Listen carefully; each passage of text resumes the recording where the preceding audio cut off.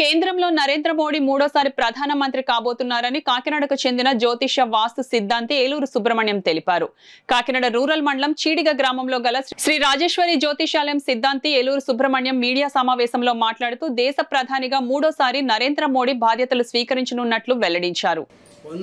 ఇందిరాగాంధీ గారి దగ్గర నుంచి నేను ఈ ఎలక్షన్ టైంలో వారు నెగ్గుతారని ఎక్కడ అనేటువంటి దాన్ని నేను అభిలాషగా తీసుకుని వారి జన్మజాతకాలని పరిశోధన చేసి వారికి శుభాకాంక్షలు తెలియపరుచుకోవడం అనేటువంటిది నాకు అలవాటుగా వచ్చింది. కావున ఇప్పుడు నేడు మళ్ళీ ప్రధానమంత్రి గారికి 2019 సంవత్సరంలో ప్రధానమంత్రిగా ప్రమాణ స్వీకారం అవుతారు.